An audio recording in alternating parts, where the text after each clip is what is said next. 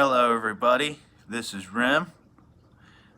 Just wanted to do a quick video about the handy items I keep in my little fish nook, fish room area. And just wanted to show off this gorgeous picture of our one beta.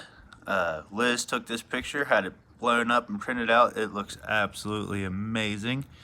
But anyways, here's some items that I like to keep on hand to help make everything smooth when starting a fish room and having multiple tanks up and running. I find these are very useful.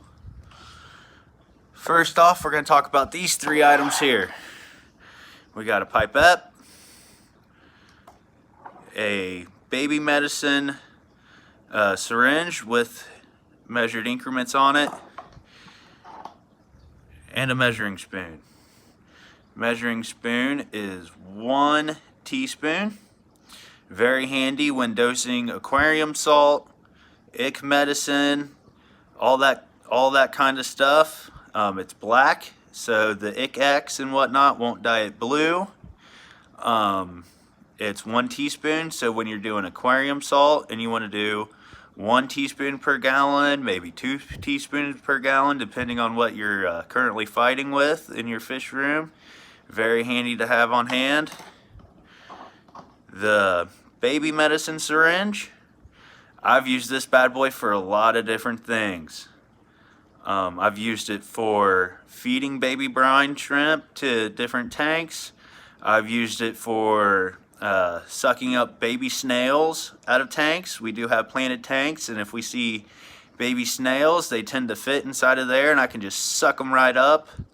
A lot easier than trying to grab them and maybe accidentally smashing them between my fingers. And then we have a pipette. Nice, long, skinny stemmed. It does have measurements on it. I know it's hard to see, but it's got a 0.5 and a 1 ml on there.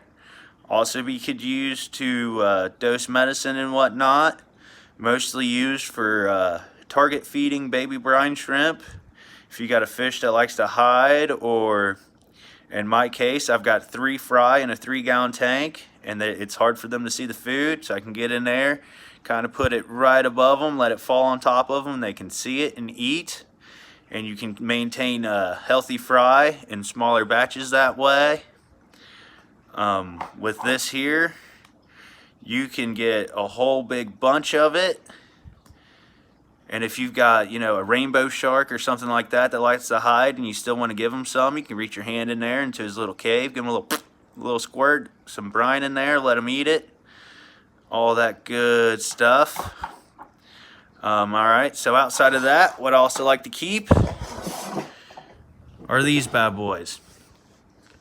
Now you're thinking, okay, those are 3 containers, they could all possibly do the same thing. And you're probably right. But they all have their own uses. Let's start with the pitcher, okay? Bam, 2 quarts, very useful. Go to the fish store, you got a bag of fish. What do you do now? Well, you got to acclimate them to the temperature and to your tank's water versus their tank water. So what I find myself doing is putting the fish bag in here. It'll stand upright. Open up the bag. If it's a big bag, you can rubber band it across the top. I've been successful in getting it to hang off of the pour spout there. And then I use my hand dandy little setup here. Looky there. It's an air line with a valve. All you do is you start a siphon, put that bad boy inside the pitcher with the bag, or even if you got enough water, you just dump the water in there, and you can drip acclimate your fish that way. A lot of people have different ways to acclimate their fish. That's one of my favorite ways to do it. It helps them get used to your pH and your water quality and whatnot. And if you've got smaller tanks, like the 3-gallon, or I have a 1-gallon betta tank, and you're not doing massive water change, instead of carrying around a 5-gallon bucket, I can just use my 2-quart pitcher, do a small water change, wham bam, easy peasy. Second thing here, a little clear cup. This is actually a beta cup that you see a lot of time at stores. And I've used it for just that. I've used it to hold a beta while I was rearranging the tank or cleaning up. I've actually recently, I had my 3 guppy fry in it, just kind of floating in the main tank while mama was still giving birth so that she couldn't eat them and they would stay at the right temperature and everything. I've used it for dissolving salt, for doing treatments. Go ahead and pre-dissolve the salt in here and then add it to it. That way you don't get big pockets, big granules of salt in your tanks. Very useful. And you're like, well, if you have that small container, why do you need the glass bowl? Well, plain and simply, I do brine shrimp for my fry, and 1 batch of brine shrimp is too much usually for the amount of fry that I have, so I have extra. And with that extra, I'll freeze it.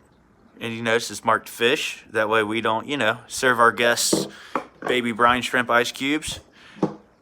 But once it's in an ice cube, I'll melt it in here. Usually just put the cube in there, let it, little aquarium water on top, let it melt at room temperature. Or if I'm in a little bit of a hurry, put it on top of one of my lights that has vents on top, allows heat. And I didn't want to melt or warp the bottom of this plastic container by doing that, so I used a glass bowl. Very handy. And then, I could just take my syringe or my pipette, go in here, get some good baby brine dosage, and feed my shrimp. Alright, and that leads me to the brine shrimp hatchery. Also, another good use for airline with a valve. So what I can do is I can hook it up to my air pump and let it do its thing. Usually for me it takes about 36 hours. I don't have a very warm room, and I think keeping it around 80, 82 increases how quick they hatch and all that good stuff. But pretty easily recognizable where that kit came from. Here's the mix that came with it, and you just follow the instructions on the back. And like I said, usually takes me about 36 to 48 hours, and I still end up with, I'm gonna say, about an 80% hatch rate. But who knows if it's my fault, if this stuff's it's almost too old. Expires 1/14/21, so I gotta get this used up quick. But I still end up with more than enough brine shrimp, even though I'm only getting an 80% hatch rate. It's very easy to do. And I get the 1 liter of water, mix all this in here, get my air line going to it. It bubbles, bubbles, bubbles, does its thing. Then I go, well, that's all we're going to get out of that. And I can close this valve, turn off my air pump, disconnect the air line from here, and just drain it from here.